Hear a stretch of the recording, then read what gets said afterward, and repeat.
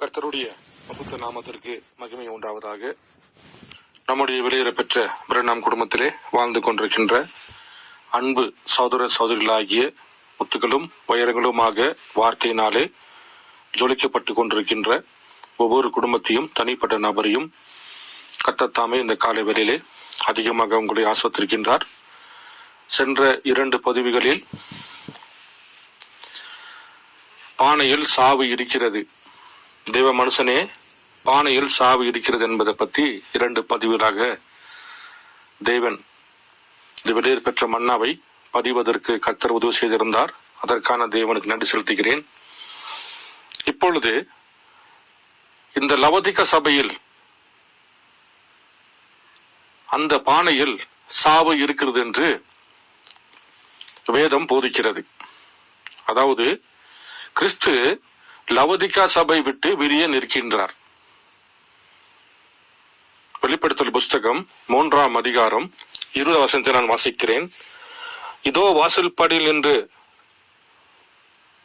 தட்டுகிறேன், ஒருவன் என் சத்தத்தை கேட்டு கதவை திறந்தால் அவனிடத்தில் நான் பிரவேசித்து அவனோடு போஜனம் பண்ணுவேன், அவனும் என்னோடு போஜனம் பண்ணுவான் என்று வெளிப்படுத்தல் புஸ்தகம் 3ஆம் அதிகாரம் 20 வசனத்தில் சொல்லப்பட்டிருக்கிறது.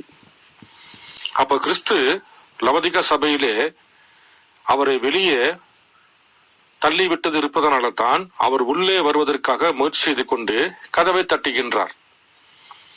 அவர் எதுக்கு கதவை தட்டுகின்றார்? உங்களுடைய பானைக்குள்ள சாவு இருக்கிறது. தேவன் அந்த கிறிஸ்துவாகிய போஜன பலியாகிய வார்த்தையை, அந்த மாவை தேவன் லவோதிக்கா சபையிலே போட்டு கலப்பதற்காக, லவோதிக்கா சபை என்னும் பானைக்குள்ளே போஜன பலியாக கிறிஸ்துவுடைய வார்த்தைகளை, நித்திய ஜீவன் தருகிற வார்த்தைகளை, அந்த மாவை லவோதிக்கா சபை உள்ள பானையிலே போட்டு கலக்கும்படியாக தேவன் வாசல் பெண் என்று கதவை தட்டுகிறார். ஜனங்களோ அவரை புறக்கணித்து விட்டார்கள். பாருங்கள், ஒரு செய்தியிலிருந்து வாசிக்கிறேன். அறுப்பு காலம், தி ஹார்வெஸ்ட் டைம், 64வது ஆண்டு 12வது மாதம் 12ஆம் தேதியிலே கொடுக்கப்பட்ட செய்தியிலே 320 பேரா முதல் நான் கொஞ்சம் வாசிக்கிறேன். உங்களுக்கு தெரியுமா, இயேசு உங்களை கொலை செய்கிறவன் தான் தேவனுக்கு தொண்டு செய்கிறவன் என்று நினைக்கும் காலம் வரும் என்றார். என்னுடைய புதிய புத்தகம் வெளிவரும் வரைக்கும் காத்திருங்கள். ரோமன் கத்தோலிக்க சபையும் புராட்டஸ்டன்ட் சபைகளையும் இணைப்பது தவறு என்று கூறின சிலரை நோக்கி அன்றிரவு அவர்கள் சுட்டனர். என் நண்பனின் கட்டடத்திற்குள் 3 துப்பாக்கி குண்டுகள் சென்றன. அது அரிதாய் குறிவைத்து தவறினது. இந்த புத்தகம் வெளியாகும் வரை காத்திருங்கள். அவர்கள் பாவம் செய்து கொண்டிருப்பதை எண்ணவில்லை, அவர்கள் சரியான காரியத்தை செய்து கொண்டிருப்பதாக என்றே அவர்கள் எண்ணுகின்றனர். தேவனுக்கு செய்து கொண்டிருப்பதாக அவர்கள் நினைக்கின்றனர், அவர்கள் அதை அறியாமல் இருக்கின்றனர். பார்ப்பீர் என்றால் எப்படி ரோமன் சபையும் புராட்டஸ்டன்ட் சபையும் ஒன்று சேரக்கூடாது என்று சில விதமான போட்டிகள், பொறாமைகள் இருக்கிறதோ, அதே போல இந்த கடைசி நாட்களில் பாருங்கள், ஒவ்வொரு சபைக்கும் ஒவ்வொரு விதமான வார்த்தை வைத்துக் கொண்டு ஒவ்வொரு சபையிலே அவர்கள் எதிர்த்து நின்று கொண்டிருக்கின்றார்கள். ஏனென்றால் எல்லோருமே கர்த்தருடைய வார்த்தையை விசுவாசிப்பதில்லை. ஒரு பாகத்தை மாத்திரம் ஏற்றுக்கொண்டு மற்ற பாகத்தை அவர்கள் மறுதலித்து ஒவ்வொரு சபைக்கு விரோதமாகவே இவர்கள் தன்னுடைய சபையை நடத்தி கொண்டு கர்த்தருடைய வார்த்தைக்கு பதிலாக கோட்பாடுகள் மூலியமாக அவர்கள் வழிநடத்தப்படுகிறார்கள். அப்படி வழிநடத்துகின்ற பொழுது அவர்கள் கிறிஸ்துவை வெளியே தள்ளிவிட்டார்கள். பாருங்கள், சரியான காரியத்தை செய்வதாக நினைத்து யூதர்கள் இயேசுவை கொலை செய்தனர். முதல் வரிகளே இயேசு கிறிஸ்து வருகின்ற பொழுது யூதர்கள் எதிர்பார்த்து கொண்டிருந்தார்கள். மெசியா வரப்போகிறார் என்று எதிர்பார்த்து தான் செய்வது சரி என்று தான் நினைத்து இயேசு கிறிஸ்துவை கல்வாரி சிலுவையில் அறைந்தனர். அவருக்கு பதிலாக யூதாஸ் காரியத்தை ஏற்றுக்கொண்டனர்.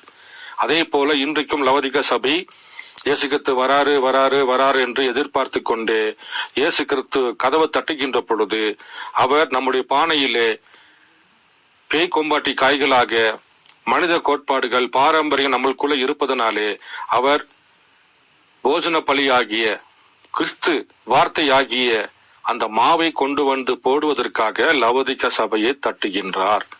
அப்படி தட்டுகின்ற பொழுது பாருங்கள், ஒருவனும் கதவை திறக்கவில்லை. கிறிஸ்து சபை விட்டு வெளியே இருக்கிறார். எல்லா சபை காலத்திலுமே 6 சபை காலம் வரைக்கும் கிறிஸ்து சபைக்குள்ள இருந்துகிட்டு, உன்னிடத்துல ஒரு குறை உண்டு, உன்னிடத்துல நிக்காதாச போதகம் உண்டு, உன்னிடத்துல சில விதமான நிசையா சனிகற்பு சங்கத்தின் கோட்பாடுகள் உண்டு, இப்படியாக அவர் சொல்லிக்கொண்டே சபைக்குள்ள இருந்தார். ஆனால் லவோதிகா சபை கிறிஸ்துவை வெளியே தள்ளி வைத்து விட்டது. அவரோ ஜீவன் பெறுவதற்காக உங்களுடைய பானைக்குள் இருக்கிற அந்த விஷம் நீங்கப்படும்படியாக அவர் தன் கையிலே ராபஜனமாகிய மாவை கொண்டு வந்திருக்கின்றார். ஒருவனும் கதவை திறக்கவில்லை. சரியான காரியத்தை செய்வதாக நினைத்து யூதர்கள் இயேசுவை கொலை செய்தனர். ஏனெனில் அவள் சபை உபதேசம் அவரை தவறாக இருந்தார் என்று உரைத்தது. பாருங்கள், அதே போல இன்றைக்கும் இயேசு கிறிஸ்து பூமியில் நின்று கொண்டு கதவை தட்டி கொண்டிருக்கின்றார். சபை ஸ்தாபனங்கள் உபதேசம் அவர் இல்ல, இவர் தவறானவர் என்று பாருங்கள். மறுபடியுமாக கதவை தட்டி கொண்டிருந்த வில்லியன் மரியன் பிரண்ணாமை சபை ஸ்தாபனங்கள் வெளியே தள்ளிவிட்டது. அவர் கூறினார், அவர்கள் எந்த அப்பத்தினால் பிழைக்க வேண்டும் என்று கருதப்பட்டனரோ அந்த அப்பத்தை சிலுவையில் அறைந்தனர். பாருங்கள், முதல் வரிகளை எப்படியாக இந்த அப்பத்திலே பிழைப்போம் என்று காத்து கொண்டிருந்தவர்கள் சிலுவையிலே இயேசு கிறிஸ்துவை அறிந்தார்களோ, அதே போல 2ஆம் வரிகளை வருகின்ற பொழுதும் எதிர்பார்த்து கொண்டிருந்த மெசியா ரொம்ப எளிமையாக வருகின்ற பொழுது, அக்னிஸ்தம்பம் பிரண்ணாமுடைய தலைக்கு மேலே இருக்கின்ற பொழுது, அக்னிஸ்தம்பம் பிரண்ணாமுடைய தோல் மேலே இருக்கின்ற பொழுது, அணிலே வராத இடத்திலே அவர் அணிலை சிருஷ்டிக்க பண்ணுகின்ற பொழுது, இயேசு கிறிஸ்து நாள் செய்த அதே அற்புதங்கள் அடையாளங்கள் செய்கின்ற பொழுது, இவர் மெசியாவென்று ஏற்றுக்கொள்ளாமல் லவோதிகா சபை அவரை வெளியே தள்ளிவிட்டது. ஆனால் அவர்களுடைய ஜீவனோ நித்திய ஜீவனாக அவரை ஏற்றுக்கொண்டு அவர் மூலம் பிழைத்தவர்கள் எத்தனை பேர்களோ அத்தனை பேர்களும் அவருடைய பாகமாகிய தேவனுடைய பிள்ளைகள் ஆகும்படி அவர்களுக்கு அதிகாரம் கொடுத்தார். அது சரியா? அது பேய் கொம்பாட்டி காய்களை போல் வேத சாஸ்திரிகளின் பள்ளிகளிலிருந்து வந்த பானையில் சாவு இருக்கிறது. பாருங்கள், வேத சாஸ்திர பள்ளிகளில் பைபிள் காலேஜிலிருந்து படிச்சுட்டு வருவது, கர்த்தருடைய வார்த்தையை மறுதளிப்பது, இப்படிப்பட்ட எல்லா வார்த்தைகளுமே ஒரு சபைக்குள்ள இருப்பதனாலே தேவன் சொல்கின்றார் அது பேய் கொம்பாட்டி காய்கள் என்று சொல்கின்றார். எலிசா நாட்களிலே எப்படியாக அந்த பானைக்குள்ளே பேய் கொம்பாட்டி காய்கள், பட்டாணிக்கு பதிலாக அவர்கள் பேய் கொம்பாட்டி காய்களை போட்டு பானையில விஷத்தை ஏற்படுத்தினார்களோ, அதே போல இன்றைக்கும் கர்த்தருடைய வார்த்தைக்கு பதிலாக சபைக்குள்ளே பேய் கொம்பாட்டி காய்கள் ஆகிய சபை ஸ்தாபன கோட்பாடுகள் ஒரு சபைக்குள்ளும் ஒரு மனிதனுக்குள்ளும் இருக்கின்ற பொழுது தேவன் அங்க பாருங்கள் அவர்களுடைய பானையிலே சாவு இருக்கிறது சொல்கின்றார். அந்த சாவை நீக்கும்படியாகத்தான் பிரண்ணாம் தன்னுடைய கையிலே ராபஜனமாகிய கர்த்தருடைய வார்த்தையாகிய கர்த்தருடைய உடன்படிக்கை பெட்டியாகிய இந்த மாவை கொண்டு வந்து லவோதிகா சபையிலே பானையிலே கலக்கும்படியாக வந்தார். அவரை லவோதிகா சபை வெளியே தள்ளிவிட்டது. அவர்களுக்கு ஜீவ அப்பமாக இயேசு வேண்டாம், அவர்களுக்கு வேண்டாம், அவர்கள் அவரை தங்களுடைய சபைக்கு வெளியே தள்ளிவிட்டனர். பாருங்கள், சபை ஸ்தாபனங்களுக்கு இயேசு கிறிஸ்து வேண்டாம், அவரை சபையிலிருந்து வெளியே தள்ளிவிட்டு அவர் லவோதிகா சபையின் கதவை தட்டி கொண்டிருக்கின்றார். எதற்காக வந்தார்? உன்னிடத்தில் ராபோஜனம் செய்வதற்காக, உன்னிடத்தில் ரகசியங்களை பரிமாறிக்கொள்வதற்காக. என் வேத வார்த்தைகளை ஆராய்ந்து பாருங்கள், அதிலே உங்களுக்கு நித்தியஜூன் சொன்னாரே, அந்த நித்தியஜூன் தருகிற வார்த்தைகளை லவோதிகா சபை என சொல்லக்கூடிய பானையிலே போடும்படியாக அவர் மாவை கொண்டு வந்தார். ஜனங்களோ அவரை புறம்பாக்கி விட்டார்கள். முதல் வரிகளை எப்படி இயேசு கிறிஸ்துவை புறம்பாக்கி விட்டார்களோ அதே போல 2வது வரியிலும் இயேசு கிறிஸ்துவாகிய பிரண்ணாமை அவர்கள் புறம்பாக்கி விட்டார்கள். அவர்கள் என்ன செய்தாலும் எனக்கு கவலை இல்லை. பாருங்கள், அவர்கள் அவரை புறம்பாக்கி விட்டார்கள். அப்படி என்றால்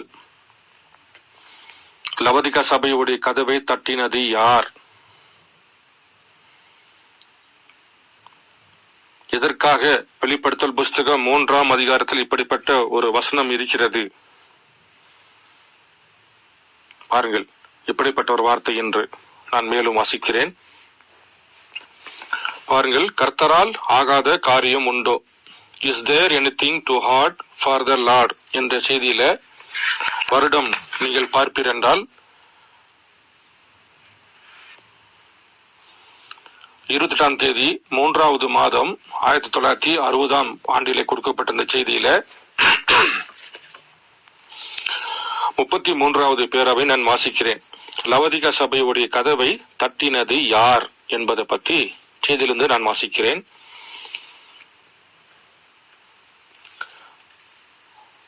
அதாவது தேவன் சோதோம் குமாரா எறிவதற்கு முன்பாக ஆபிரகாம் இடத்தில் எப்படி ஒரு மனிதனாக வந்து நின்று கொண்டு சாராளுடைய கூடாரத்துக்கு முன்பாக தன் முதுகை நின்று திருப்பி காண்பித்து தேவன் மாம்சத்தில் ஏழையும் வெளிப்பட்டார் என்ற ஒரு அடையாளத்தை கொடுத்தாரோ, அதே அடையாளத்தை பாருங்கள் கடைசி நாட்களிலே தேவன் தன்னுடைய ஆபிரகாம் வித்தாகிய சபைக்கு தன்னை வெளிப்படுத்துகின்றார். பாருங்கள், வாசிக்கிறேன். ஆம், அது அங்கே இருக்கிறது. அங்கே சோதோமில் இருந்த அந்த தூதனானவர் தன் முதுகை திருப்பி நின்று அந்த அடையாளத்தை காண்பித்தது போல ஆபிரகாம் இடத்துல 3 பேர் வந்தார்கள். அந்த 3 பேர்ல ஒருவர் ஏழையுமாக மனித மாம்சத்தில் வெளிப்பட்டு பாலை உண்ணக்கூடிய மாட்டுக்கறியை சாப்பிடக்கூடிய ஒரு மனிதனாக நின்று கொண்டிருந்தார். அதே போலதான் இந்த கடைசி நாட்களிலே தேவன் லவோதிகா சபைக்கு வருகின்ற பொழுதும் அதே அடையாளத்தை தேவன் வெளிப்படுத்தி காண்பிக்கின்றார். ஆம், அது அங்கே இருக்கிறது. அங்கே சோதோமிலே இருந்த அந்த தூதனானவர் தன் முதுக திருப்பி நின்று அந்த அடையாளத்தை காண்பித்தது போல இங்கே இந்த சபையோருக்கு முன்பாக நான் என் முதுக திருப்பி காட்டி நிற்க போகிறேன். சாராளுக்கு முன்பாக எப்படி தன் முதுகை திருப்பி நின்று காண்பித்த அதே ஏலோயும் இந்த கடைசி நாட்களிலே சபைக்கு வந்திருக்கின்றார். லவோதிகா சபைக்கு வந்திருக்கின்றார். அங்கு வந்து சபையின் கதவை தட்டிருக்கின்றார். ஒருவனும் கதவை திறக்கவில்லை. அப்படி திறக்காது என்றப்போ சொல்கின்றார், பாருங்கள், இங்கே இந்த சபையோருக்கு முன்பாக நான் என் முதுகை திருப்பி காட்டி நிற்க போகிறேன். அப்பொழுது இன்றிரவு இங்கே அதே தூதன் இருக்கிறார் என்பதை நீங்கள் அறிந்து கொள்வீர்கள். லவோதிகா சபை கதவை திறக்கலையே, இருந்தாலும் இந்த லவோதிகா சபைக்கு முன்பாக என் முதுகை நான் திருப்பி நிற்க போகிறேன். அன்றைக்கு சாராள் இடத்துல எப்படியாக நான் முதுகை காட்டி திருப்பி நின்றேனோ அதே போல இங்கே இந்த சபையோருக்கு முன்பாக நான் என் முதுகை காட்டி நிற்க போகிறேன். இதற்காக நீங்கள் அறிந்து கொள்ளும்படிக்கு வேண்டியதாக நான் முதுக திருப்புகிறேன். இது உங்களுடைய சகோதரன் அல்ல. யாருங்க இது? உங்களுடைய சகோதரன் அல்ல, இது உங்களுடைய கர்த்தர் பசுத்த ஆவியானவர். யாருங்க இது? உங்களுடைய சகோதரன் பிரென்னாம் அல்ல, இது உங்களுடைய கர்த்தர் பசுத்த ஆவியானவர் என்று இந்த செய்தியிலே பேசியிருக்கின்றார். அப்படி என்றால் லவோதிகா சபையுடைய கதவை தட்டினது யார்? முதலாம் எபேசு சபையின் கதவை தட்டினது யார்? அது தீர்க்கதரிசியாக பவுல் நின்று கொண்டிருந்தார். அப்படியாக 6 சபை கால வரைக்கும் வெஸ்லி தட்டினார். அந்த சபை காலனுடைய தூதனாக நின்று கொண்டிருக்கின்றார். லூத்தர், மார்ட்டின் லூதர், கொலம்பா, இப்படியெல்லாம் அந்த சபைக்கு கதவை தட்டினது அந்த காலத்திற்குரிய தூதர் தான். அப்போ லவோதிகா சபையுடைய கதவை தட்டினது யார்? பிரண்ணாமாகத்தான் நின்று கொண்டு இயேசு கிறிஸ்து கதவை தட்டி கொண்டிருந்தார். ஜனங்களுக்கு தெரியவில்லை. முதல் வரிகளில் அவர் எப்படி எளிமையாக வந்தாரோ அதே போல 2ஆம் வரிகளும் எளிமையாக வருகின்ற பொழுது தேவன் லவோதிகா சபை கதவை தட்டுகின்றார். ஒருவனும் கதவை திறக்கவில்லை. ஏனென்றால் லவோதிகா சபை என்று சொல்லக்கூடிய பானைக்குள்ள சாவு இருக்கிறது. அவர்கள் கர்த்தருடைய வார்த்தைக்கு பதிலாக பேய் கொம்பாட்டி காய்களை போட்டு வைத்திருக்கிறார்கள். அந்த சாபம் நீங்கும்படியாக, விஷம் நீங்கும்படியாக தேவன் லவோதிகா சபை கதவை தட்டி தனக்குள் இருக்கிற அந்த மாவாகிய ராபோஜனமாகிய கர்த்தருடைய வார்த்தையை மாவாக லவோதிகா சபையில் இருக்கக்கூடிய விசுவாசிகளுக்கு கடக்கும்படியாக அவர் கதவை தட்டுகின்றார். ஒருவனும் கதவை திறக்கவில்லை. வந்தது யார் என்று தெரியாமல் அவரை புறக்கணித்து விட்டார்கள். சோதோம் அழிப்பதற்கு முன்பாக தேவன் மாம்சத்தில் வெளிப்பட்டு ஏழையமாக நின்று கொண்டு சாரிடத்தில் தன் முதுகை திருப்பி நின்று காட்டினது போல இந்த சபையோருக்கு முன்பாக இங்கே நான் என் முதுகை காட்டி நிற்கப் போகின்றேன். இதற்காக நீங்கள் அறிந்து கொள்ள வேண்டும் என்பதற்காக அதே அடையாளம், நான் உங்கள் சகோதரன் பிரென்னாம் அல்ல, நானே கர்த்தர், நானே பசுத்த ஆவியானவர். அப்படி என்றால் சபைக்கு வந்தது யார்? இயேசு கிறிஸ்துவாக வெளிப்பட்டவர் யார்? பாருங்கள், அங்கே பிரென்னாமாக நின்று கொண்டிருக்கின்றார். இன்னும் ஒரு செய்தியிலிருந்து நீங்கள் புரிந்து கொள்ள வேண்டும்படியாக இன்னொரு செய்தியிலிருந்து நான் வாசிக்கிறேன். ஏனென்றால் லவோதிகா சபையிலே பானையிலே சாவு இருக்கிறது. அவர்கள் தேவனுடைய அடையாளம் கண்டு கொள்ளாமல் முதல் வரிகளை இயேசு கிறிஸ்து எப்படி மறுதலித்தார், அதே போல இரண்டாவது வரிகளை வெளிப்பட்ட இயேசு கிறிஸ்துவாகிய பிரன்னாமை அவர்கள் மறுதலித்து விட்டார்கள். அவர்தான் லவோதிகா சபைக்கு வந்தாரா இல்லையா என்பதை இன்னும் ஒரு செய்தியிலிருந்து நான் உங்களுக்கு வாசித்து காட்ட விரும்புகிறேன். அதாவது 11th commandments, 11வது கட்டளை. வருடம் நீங்கள் பார்ப்பீர் என்றால் மார்ச் மாசம் 2ஆம் தேதி 1960வது ஆண்டிலே கொடுக்கப்பட்ட இந்த செய்தியில இதுல 2 செய்தி இருக்கும். அதுல 2வது செய்தியில 21வது பேரா முதல் நான் வாசிக்கிறேன். என் ஜனத்துக்கு கர்த்தராகிய நான் உரைக்கிறதாவது, யாருக்குங்க? என் ஜனத்துக்கு கர்த்தராகிய நான் உரைக்கிறதாவது, நான் அனுப்பியுள்ள என் ஊழியக்காரனை உங்களுக்கும் இந்த சந்ததிக்கும் நான் தான் அவனை உங்களுக்கு அனுப்பியிருக்கிறேன் என்று உங்களை உறுதிப்பாடாக நம்ப செய்யும்படிக்கு பவுலை போல இவரும் தைரியமாக பேசுவார். என் ஜனத்துக்கு கர்த்தர் உரைக்கிறதாவது, நான் தான் என்னுடைய ஊழியக்காரனாகிய பிரன்னாமை உங்களிடத்தில் அனுப்பியிருக்கிறேன். அவர் பவுலை போல உங்களிடத்திலே தைரியமாக பேசுவார். ஆம், நான் என் ஊழியக்காரன் பிரன்னாமை அனுப்பியுள்ளேன். அவனுடைய வாயில் என்னுடைய வார்த்தைகளை நான் வைத்திருக்கிறேன். நான் என் குமாரனை மரிக்கத்தக்கதாக அனுப்பினேன். பாருங்கள், முதல் வரிகளே இயேசு கிறிஸ்துவாகிய முதல் குமாரனை அவர் மரிக்கத்தக்கதாக அவர் அனுப்பினார். என் ஜனங்களோ அவரை புறக்கணித்தார்கள். சொந்த ஜனங்களாக யூதர்கள் 12 கோத்திரங்களாக நின்று கொண்டு மெசியா வருவார் வருவார் என்று காத்து கொண்டிருந்தவர்கள் தான் அவருடைய சிந்தைக்கு, மனிதனுடைய நாணங்களுக்கு, ஆசாரியருடைய நாணங்களுக்கு, பரிசேயருடைய நாணங்களுக்கு, சதுசேயருடைய நாணங்களுக்கு தேவன் அவருடைய எண்ணத்தை போல வராமல் கர்த்தர் வேத வார்த்தையின் பிரகாரம் அவர் எப்படி வருவேன்னு சொன்னாரோ அப்படி வருகின்ற பொழுது அவர் சிந்தைக்கு அவர்கள் அதை புரிந்து கொள்ள முடியவில்லை. தன்னுடைய சபை ஸ்தாபன கோட்பாடுகள் பிரகாரம், தன்னுடைய சிந்தையினுடைய எண்ணங்கள் பிரகாரம் இயேசு கிறிஸ்து வரவில்லை என்று பாருங்கள், அவர்கள் புறக்கணித்தார்கள். அப்படி என்றால் முதல் வரிகளை அவரை புறக்கணித்தார்கள். மறுபடியும் பாருங்கள், நானும் என்னுடைய குமாரன் பிரன்னாமை அனுப்பியிருக்கிறேன். முதல் குமாரன் அனுப்பிவிட்டேன், நீங்க அவரு மரணத்துக்கு ஒப்பு கொடுத்துட்டீங்க. மறுபடியும் நானும் என்னுடைய குமாரன் பிரன்னாமை, மறுபடியும் 2வது வரியிலே அதே இயேசு கிறிஸ்துவாகிய பிரன்னாமை நான் மரித்து உயிர் தெழுந்தால் தான் வேறு ஒரு தேற்றவாளனாக புறஜாதிக்குள்ள வருவன் என்று வேதம் போதிக்கிறது. பாருங்கள், அதையும் நான் கொஞ்சம் வாசிக்கிறேன், வேதாகமத்திலிருந்து வாசிக்கிறேன். ரோமர் 15வது அதிகாரம் 10லிருந்து 12 வரைக்கும் வாசிக்கிறேன். மேலும் புறஜாதிகளே அவருடைய ஜனங்களோடு களி கூறுங்கள் என்று என்கிறார். மேலும் புறஜாதிகளே எல்லோரும் கர்த்தரை துதியுங்கள், ஜனங்களே எல்லோரும் அவரை புகழுங்கள் என்றும் சொல்லுகின்றார். மேலும் ஈசாயின் வேரும் புறஜாதியாரை ஆளும்படிக்கு எழும்புகிறவருமான ஒருவர் தோன்றுவார், அவரிடத்தில் புறஜாதியார்கள் நம்பிக்கை வைப்பார் என்று ஏசாயா சொல்லியிருக்கிறானே. புறஜாதிக்கு யாருங்க வருவா? மேலும் ஈசாயின் வேரும் புறஜாதியாரை ஆளும்படிக்கு எழும்புகிறவருமாகிய ஒருவர் தோன்றுவார். புறஜாதிக்கென்று ஒருவர் தோன்றுவார், புறஜாதிக்கென்று ஒரு மெசியா வருவார். அந்த மெசியா தான் மரித்து உயிர்த்தெழுந்து மேலே சென்றால்தான் தேற்றரவாளனாக நடமாடக்கூடிய மனிதனாக, முதல் வரிகளை எப்படி இயேசு கிறிஸ்து ஒரு நடமாட மனிதனாக வந்தாரோ அதே போல 2வது வரிகளிலும் நடமாடக்கூடிய ஒரு மனிதனாகத்தான் ஈசாயின் வேரிலிருந்து அதே இயேசு கிறிஸ்து தான் நசரேயனுடைய விரதம் ஒழிக்கப்பட்டு எப்படியாக பழைய ஏற்பாடு காலத்திலே யோசேப்புடைய அடையாளம் தான் இயேசு கிறிஸ்து அடையாளம் என்று வேதம் போதிக்கிறது. யோசேப்பு யூதனுக்காக இருக்கின்ற பொழுது யோசேப்பாக இருந்தார். அதே யோசேப்பு முத்திரைகள் உடைப்பதற்காக புறஜாதியாரை மீட்டுக் கொள்ளும்படியாக, புறஜாதி பெண்ணை திருமணம் பண்ணும்படியாக சாபுநாத் பனேகா என்று ஒரு புதிய நாமத்தை பெற்றுக்கொண்டு வந்தாரோ அதே போலதான் இந்த புறஜாதிக்குள்ள வருகின்ற பொழுதும் யோசேப்பு ஒரே சரீரம்தான். அவர் புறஜாதிக்கு வருகின்ற பொழுது சாபுநாத் பனேகவா, யூதருக்கு வருகின்ற பொழுது யோசேப்பாக இருந்தார். நசரேயனுடைய விரதம் உடைக்கப்படுகிறது. கல்வாரி சிலுவையிலேயே நசரேயனுடைய விரதம் உடைக்கப்பட்ட பிறகு தேவன் சவரம் பண்ணப்பட்டு, முடிவெட்டப்பட்டு, ஆடைகள் மாற்றப்பட்டு புறஜாதிக்கு என்று பாருங்கள் இயேசு கிறிஸ்து பிரன்னாமாக வருகின்ற பொழுது ஒருவனுக்கும் தெரியவில்லை. அடையாளங்கள் மாறவில்லை, அற்புதங்கள் மாறவில்லை, அக்னிஸ்தம்பம் மாறவில்லை. பவுலிடத்திலே பேசின அதே அக்னிஸ்தம்பம் தான் நம்மிடத்திலே அவர் தலைக்கு மேல் அக்னிஸ்தம்பமாக நின்று கொண்டு பிரண்ணமாக நின்று கொண்டு இவளையும் பேசிக் கொண்டிருக்கின்றார். ஜனங்களுக்கு புரியவில்லை.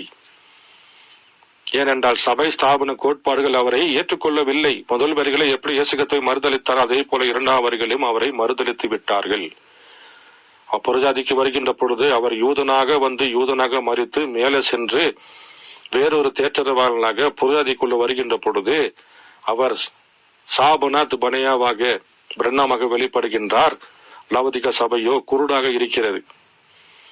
நான் திரியவே சம்பந்தன், எனக்கு ஒரு குறையுமில்லை, நான் ஐஸ்வர்யம் என்று சொல்லுகின்ற பொழுது கர்த்தர் லவோதிகா சபையை பார்த்து, நீ நிர்வாணமாய் இருக்கிற, நீ ஆடை இல்லாமல் இருக்கிற என்ற வார்த்தையாகிய வஸ்திரமாகி இந்த பசுத்தாவியாக இந்த ஆடையை வாங்கி போட்டுக்கோ, உன் கண்ணு குருடா இருக்கிறது, என்னிடத்தில் வந்து வார்த்தையாகிய கலிக்கம்பு வாங்கி போட்டுக்கோ என்று தேவன் லவோதிகா சபை பார்த்து சத்தம் விட்டு கொண்டிருக்கின்றார். லவோதிகா சபைக்குள்ள பானையிலே சாவு இருக்கிறது. பாருங்கள், நான் மேலும் செய்திலிருந்து வாசிக்கிறேன். நானும் என்னுடைய குமாரன் பிரண்ணாமை அனுப்பியிருக்கிறேன், உங்களுடைய நாளிலே உங்களிடத்தில் அவர் வந்திருக்கின்றார். யாருங்க? ஈசாயின் வேறுந்தான் புறஜாதியாரை ஆளும்படிக்கு ஒருவர் தோன்றுவார். அந்த ஒருவர் பாருங்கள் தேவன் அனுப்பியிருக்கிறார். யார் சொல்றது? இது தேவனே சபையில் நின்று கொண்டு பிரண்ணாம் யார் என்பதை சபை மக்களுக்கு அவரே வெளிப்படுத்தி காண்பிக்கின்றார். சகோதரன் பிரண்ணாம் அப்பொழுது நாங்கள் இயேசுவை காண விரும்புகிறோம் என்ற பிரசங்கத்தை செய்து முடித்தார். மக்கள் கூட்டம் மிக ஆழ்ந்த அமைதியில் இருந்தது. ஒருவரும் அசையவில்லை. காதோடு காதாய் பேசும் சத்தம் கூட கேட்கப்படவில்லை. தேவன் பேச எத்தனைக்கும் போது ஒரு பசுத்த அமைதியை வரவிடுகின்றார். மிக மிருதுவாக பேசிக் கொண்டிருந்த சகோதரன் பிரண்ணாம் கூட திடீரென்று பேசுவதை நிறுத்திவிட்டார். அப்பொழுது சடுதியாக கட்டிடத்தின் மாடியிலிருந்து வரிசையில் இருந்து ஒரு சத்தம் கேட்டது. ஒரு ஒளி பெருக்கி கருவி கூட தேவைப்படவில்லை. ஏனெனில் தேவன் ஒவ்வொரு செவியையும் திறந்தது போல காணப்பட்டது. பாருங்கள், சபைக்குள்ளே தேவனே பிரண்ணாம் யார் என்பதை சபை மக்களுக்கு தேவனே சபையில் நின்று கொண்டு பேசுகிறார். மேல் அறையிலிருந்து அவர் பேசுகிறார். அவர் பேசுகின்ற பொழுதுதான் நானும் என்னுடைய குமாரன் பிரண்ணாமை அனுப்பியிருக்கிறேன், உங்களுடைய நாளிலே உங்களிடத்தில் அவர் வந்திருக்கின்றார். ஆம், அவர்கள் ஒன்று கூடியிருக்கின்றனர். அவர்கள் தங்களுடைய இரகசிய அறையிலே அவர்கள் சந்தித்துக் கொண்டனர். என் மக்களுடைய தலைவர்கள் ஒன்று சேர்ந்து ஆலோசித்து உள்ளனர். அவர் மீது அவர்கள் தீர்ப்பையும் செலுத்திவிட்டனர். அவர்கள் தங்கள் ரகசிய அறையிலே நாம் அவரை புறக்கணிப்போம். யாருங்க? பிரண்ணாமை புறக்கணிப்போம். அவரில் ஒரு குறையை நாம் கண்டுபிடிப்போம், அதை நம் மக்களுக்கு போதிப்போம். பாருங்கள், நீங்கள் எல்லாம் சேர்ந்துக்கிட்டு ஒரு குழுவாக அமைத்துக் கொண்டு ஒரு அறைக்குள்ள அமர்ந்து கொண்டு நான் அனுப்பினேனே என்னுடைய குமாரனாகிய பிரண்ணாமுக்கு எதிராக நீங்கள் ஒன்று சேர்ந்துக்கிட்டு அவரை புறக்கணிப்போம், அவரிடத்தில் இருந்த ஒரு ஏதாவது குறையை கண்டுபிடித்து அந்த குறையை கொண்டு போய் மக்களிடத்துல போதித்து மக்களை பிரண்ணாம் இடத்துல செல்லாதபடிக்கு நாம் தடை பண்ணுவோம் என்று நீங்கள் பேசிக் கொண்டிருக்கிறீர்கள் என்று பசுத்த ஆவியானவர் பிரண்ணாம் சபை குணத்துக்குள்ளே பிரண்ணாம் யார் என்பதை தேவன் வெளிப்படுத்தி காண்பித்தார். இயேசு பூமியில இருக்கின்ற பொழுது வானத்தில் சத்தம் போட்டு இயேசு கிறிஸ்து யார் என்று தேவன் வெளிப்படுத்தி காண்பித்தார். அதே போல பிரண்ணாமை சபைக்குள்ள நிற்க வைத்து தேவன் அங்கு பேசி பிரண்ணாம் யார் என்பதை ஜனங்களுக்கு புரியும்படியாக தேவன் அங்கு பேசிக் கொண்டிருக்கின்றார். நாம் அவரை புறக்கணிப்போம், அவரில் ஒரு குறையும் நாம் கண்டுபிடிப்போம், அதை நம்ம மக்களுக்கு போதிப்போம், இதுவும் கூட பெயல்செபூல் தான் என்று அவர்களிடம் கூறுவோம். பாருங்கள், முதல் வரிகளை எப்படி இயேசு கிறிஸ்துவை பெயல்செபூல் என்று சொன்னார்களோ அதே போல இரண்டாம் வரிகளிலுமே இந்த ஜனங்கள் ஒன்று சேர்ந்து கொண்டு பிரண்ணாமை புறக்கணித்து அவரும் ஒரு பெயல்செபூல் தான் என்று சொல்லுவோம் என்று அவர்கள் ஒன்று கூடி பேசிக் கொண்டிருக்கின்றார்கள் என்பதை சபை மக்களுக்கு முன்பாக மேலறையிலிருந்து தேவன் ஜனங்களுக்கு பிரண்ணாம் யார் என்பதை போதித்துக் கொண்டிருக்கின்றார். ஆம், அவரை அனுப்பினது கர்த்தருடைய ஆவி அல்ல என்று பேசியிருக்கிறார்கள். பாருங்கள், பிரண்ணாமை அனுப்புவது கர்த்தருடைய ஆவி அல்ல, அவர் மனுஷகுமாரன் அல்ல, அவர் மெசியாவல்ல, அவர் ஏழையும் அல்ல, மரித்தவர் உயிர் பெற்று காமிக்கிறாரே, குருடனை பார்க்கிறார், அவர் மெசியா அல்ல என்பதை நாம் ஜனங்களுக்கு சொல்லுவோம். அப்ப இயேசு கிறிஸ்து மெசியா என்று எப்படி கூப்பிட்டார்கள்? குருடர்கள் பார்வை அடைந்தார்கள், முடவர்கள் மான்காலை போல துள்ளினார் என்று தான் அந்த அடையாளம் தான் மெசியாவோட அடையாளம். அப்படி என்றால் பிரண்ணாம் எத்தனை விதமான ஜனங்களை மரித்தவர் உயிர்ப்பித்து காண்பிக்கின்றார். குருடனை நடக்க வைத்திருக்கின்றார். பாம்பேல நடக்கப்பட்ட நிகழ்ச்சிகளை பார்த்திருப்பீர்கள். 7 லாரிகளிலே அந்த தள்ளு வண்டி, அந்த கைஸ்டிக்கு, இதெல்லாம் பாருங்கள் 7 லாரிகளாக கொண்டு சென்றார் என்று நாம் செய்திகளை வாசிக்கிறோம். அப்படி இருக்கின்ற பொழுது அது மெசியாவோட அடையாளம் இல்லையா? மரித்தவர் உயிர்ப்பிச்சு காமிக்கிறாரே, அது இயேசு கிறிஸ்துவோட அடையாளம் இல்லையா? அக்னி ஸ்தம்பம் பிரண்ணாமுடைய தலைக்கு மேல இருக்கிறதே, அது ஏலோயம் கூறிய அடையாளம் இல்லையா? அக்னி ஸ்தம்பம் என்றாலே ஏலோயம் தானே. அந்த ஏலோயம் தான் கடைசி நாட்கள் அக்னி ஸ்தம்பத்தில் வழிநடத்தின அதே இஸ்ரவேல் ஜனங்களை பவுலிடத்துல பேசின அதே அக்னி ஸ்தம்பம் தான் பிரண்ணாமுடைய தலைக்கு மேல் நின்று கொண்டு நான் கர்த்தர் என்பதை வெளிப்படுத்தி காண்பிக்கின்றார். ஜனங்கள் அவரை புறக்கணிக்கும்படியாக அவரை பெயல்செபூல் என்று ஜனத்தில் சொல்லுவோம், அவரை புறக்கணித்து விடுவோம் என்று நீங்கள் கூட்டம் கூடி பேசிக் கொண்டிருக்கிறீர்கள். ஆகவே உங்களிடம் அனுப்பியுள்ள என் ஊழியக்காரன் பிரண்ணாமை கொண்டு நான் அவர்களை நியாயம் தீர்ப்பேன். யாருங்க நியாயம் தீர்க்க முடியும்? இயேசு கிறிஸ்து நியாயம் தீர்க்க முடியும். பாருங்கள், அதே இயேசு கிறிஸ்து தான் சாபனாத்து பனேகாவாக பிரண்ணமாக நிற்கின்ற பொழுது தேவன் சொல்கின்றார், அந்த பிரண்ணாமை வச்சே நான் உங்களை நியாயம் தீர்ப்பேன். ஏனெனில் என் ஆவி என் ஊழியக்காரர்களுக்குள்ள வைப்பேன். நீங்கள் என் ஆவிக்கு கீழ்ப்படையவில்லை எனில் நீங்கள் உடைக்கப்பட்டு போவீர்கள். அது உங்கள் மேல் விழுமானால், கர்த்தருடைய வார்த்தை உங்கள் மீது விழுமானால் நீங்கள் நசுங்கி போவீர்கள். உங்கள் வீடு பாழாக்கும்படிக்கு விடப்படும். இதுதான் அந்த கல்.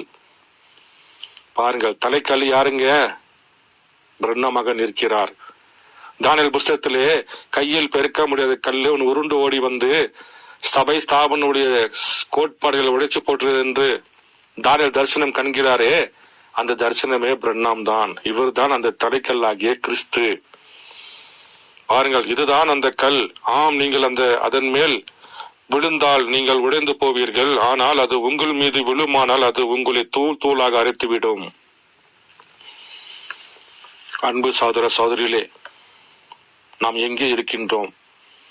லவதிகா சபைக்குள்ள பானையில சாவு இருக்கிறது. வந்த மெசியாவை, வந்த இயேசு கிறிஸ்துவை, வந்த ஏலோமை அவர்கள் புறக்கணித்து விட்டார்கள். அவர்கள் நீங்கள் ஜீவன் பெற வேண்டும் என்றும் உங்களுடைய பானைக்குள் இருக்கிற சாவு விஷம் நீங்கும்படியாக தேவன் லவதிகா சபை கதவை தட்டி உங்களிடத்தில் மாவு கொண்டு வந்திருக்கின்றார். பானையிலே கலப்பதற்காக மாவு கொண்டு வந்திருக்கின்றார். ஆனால் லவதிகா சபையோ கிறிஸ்துவை வெளியே தள்ளிவிட்டுருச்சு. அது எப்படி தள்ளிவிட்டுச்சு என்பதை பற்றி நான் உங்களுக்கு வாசிக்கிறேன். குற்றச்சாட்டு என்ற புஸ்தகம், இண்டிகிட்மெண்ட், ஜூலை மாசம் 7ஆம் தேதி 1963 ஆண்டிலே கொடுக்கப்பட்ட செய்தியில 118வது பேராவை நான் வாசிக்கிறேன். இது ரொம்ப பிரயோஜனமாக இருக்கும். இந்த ஜனங்கள், அதாவது போதகர், சபையோரை தேவனிடத்திலிருந்து அப்புறப்படுத்துகின்றனர். ஏதாவது ஒரு அற்புதம் நிகழ்ந்து அது சபையோரின் மத்தியில் பேசப்பட்டால் அவர்கள் பிரசங்க பீடத்தில் மேல் நின்று கொண்டு அதை கண்டனம் தெரிவித்து அது பைத்தியக்காரத்தனம், அது நின்று விலகுங்கள் என்கின்றனர். அப்படி செய்வதனால் அவர்கள் 1963 ஆண்டில் இயேசு கிறிஸ்துவை சிலுவையில் அறைந்து விட்டனர். அன்பு சகோதர சகோதரிகளே, 1963 ஆண்டிலே இயேசு கிறிஸ்துவை எங்கே ஜனங்கள் சிலுவையில் அறைந்தார்கள்? இது யாருக்காவது தெரியுமா? அப்ப இயேசு கிறிஸ்து எங்க வந்தார்? எப்படி இயேசு கிறிஸ்துவை 1963 ஆண்டிலே மறுபடியுமாக 2வது முறை எப்படி அவர்களை கல்வாரி சிலுவையில் அறைந்தார்கள்? உங்களுக்கு ஏதாவது தெரியுமா? அப்ப லவதிகா சபையுடைய கதவை தட்டினது யார்? அப்போ அது இயேசு கிறிஸ்துவாக தான் இருந்தார். அதனால் தான் அவரை 1963 ஆண்டிலே இயேசு கிறிஸ்துவை 2வது முறையாக மறுபடியும் சிலுவையில் அறைந்து விட்டார்கள். அப்படி என்றால் வந்தது யார் என்றது உங்களுக்கு புரிகிறதா? யோசேப்பு தான் சாபனாத் பனேகாவாக வந்திருக்கின்றார். இயேசு கிறிஸ்து தான் பிரண்ணாமாக வெளிப்பட்டிருக்கின்றார். முத்திரையை திறந்து கொடுத்து புறஜாதி பெண்ணை திருமணம் பண்ணுவதற்காக சாபனாத் பனேகாவாக இயேசு கிறிஸ்து கல்வாரி சிலுவையிலே நசேர வித உடைக்கப்பட்டு, சவரம் நீக்கப்பட்டு, ஆடைகள் மாற்றப்பட்டு, முடி வெட்டப்பட்டு புறஜாதிக்கு மெசியாவாக வந்திருக்கின்றார். உங்கள் கண்கள் அது காண முடிகிறதா? அதை காண வேண்டும் என்றால் நீங்கள் பேதுருவை போல பரிசுத்தாவி பெற்றிருக்க வேண்டும். அன்றைய நாட்களிலே உலகமெல்லாம் அவரை மறுதலிக்கின்ற பொழுது, பேதுருவை என நீ யார் என்று சொல்கிறாய்? ஆண்டவரே, என் ஜீவனுள்ள தேவனுடைய குமாரனாகிய கிறிஸ்து. பேதுருவே, ரத்தமும் மாம்சமும் உனக்கு வெளிப்படுத்தல, பரலோகத்திலே என் பிதாதான். அவர் உனக்குள் வாசம் செய்து, பரிசுத்தாவியானவர் உனக்குள் வந்து வாசம் செய்து நான் யார் என்பதை உனக்கு வெளிப்படுத்தி காண்பித்தார். அப்படி என்றால் இன்றைக்கு வெளிப்பட்ட மெசியாவை காண்பதே பரிசுத்தாவியாக இருக்கிறது. நீங்கள் அந்த பரிசுத்தாவியை பெற்றுக் கொண்டீர்களா? இன்றைக்கு வெளிப்பட்ட மெசியாவை நீங்கள் கண்டுவிட்டீர்களா? லவோதிகா சபையுடைய கதவை தட்டினது யார் என்பதை கண்டுவிட்டீர்களா? 1963 ஆண்டிலே இயேசு கிறிஸ்துவை மறுபடியும் சிலுவையில் அறைந்தார்களே, அந்த இயேசு கிறிஸ்து யார் என்பதை நீங்கள் அடையாளம் கண்டு கொண்டு விட்டீர்களா? பாருங்கள், நான் மேலும் வாசிக்கிறேன். அப்படி செய்வதனால் அவர்கள் 1963 ஆண்டில் இயேசு கிறிஸ்துவை சிலுவையில் அறைந்து விட்டனர். அந்நாளில் இருந்த அந்த ஆட்களை போலவே இவர்களும் குற்றவாளிகள். இது பயங்கரமான சொற்களாக தென்படலாமானால் அது உண்மை. அதுதான் சரியாக இன்றும் அவர்கள் செய்கின்றனர். பாருங்கள், முதல் வரிகளே, நாங்கள் சரியாக இருக்கிறோம், நாங்கள் வேதத்தை வாசிக்கிறோம், நாங்கள் சபைக்கு செல்கின்றோம், நாங்கள் மெசியாவுக்காக காத்திருக்கிறோம் என்று சொன்னவர்கள் தான் இயேசு கிறிஸ்து சிலுவையில் அறைந்தார்கள். அதே போல 2ஆம் வரிகளை மறுபடியும் சாபனாத் பனேகாவாக இயேசு கிறிஸ்து பிரண்ணமாக வருகின்ற பொழுதும், நாங்கள் மெசியாவுக்காக காத்திருக்கின்றோம், நாங்கள் சபைக்கு செல்கின்றோம், ஞானசந்தை பெற்றுக் கொள்கிறோம், ராபசந்தை பெற்றுக் கொள்கிறோம், நாங்கள் நீதிமானாக வாழ்கின்றோம், நாங்கள் உரைக்கப்பட்ட வார்த்தையை வாசிக்கின்றோம் என்று சொல்லிக்கொண்டே பாருங்கள், 1963 மறுபடியும் இயேசு கிறிஸ்துவாகிய பிரண்ணாமை மறுபடியும் 2வது முறை சிலுவையிலே அறைந்து விட்டார்கள்.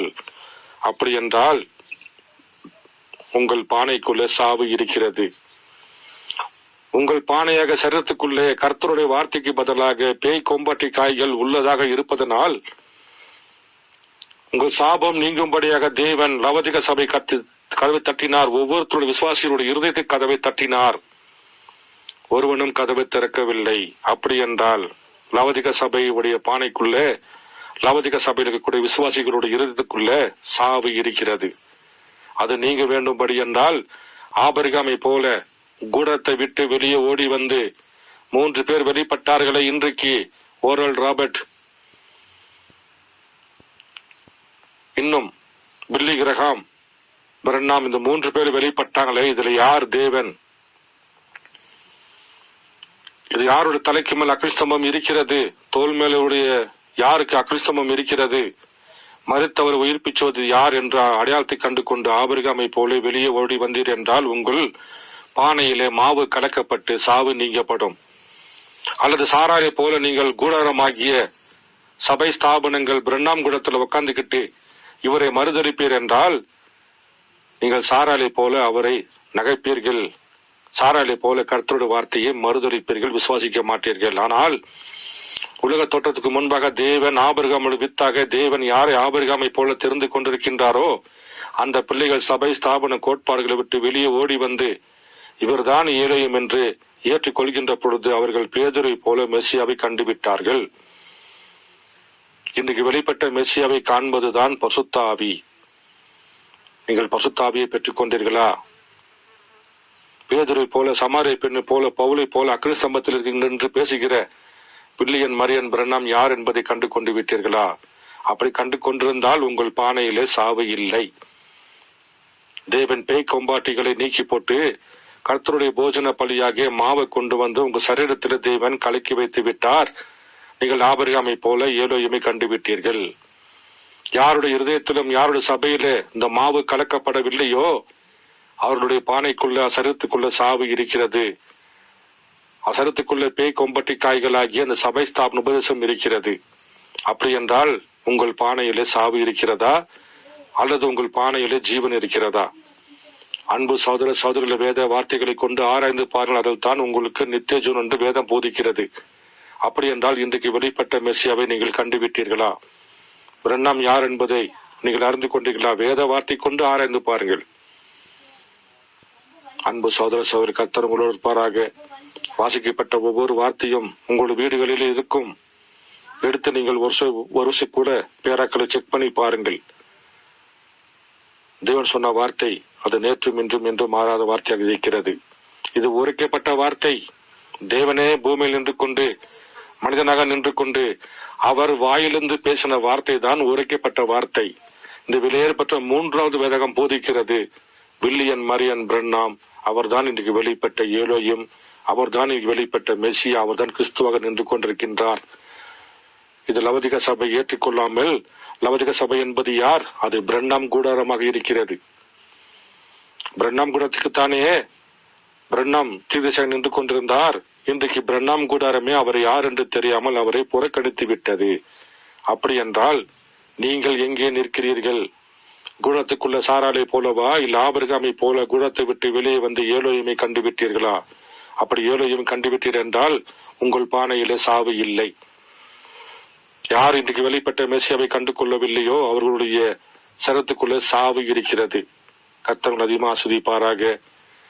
செய்திகளை எடுத்து பேரகளை பார்த்து வாசித்து தேவன் யார் என்பதை அறிந்து கொள்ள கர்த்தர் உதவி செய்வாராக. ஆமீன்.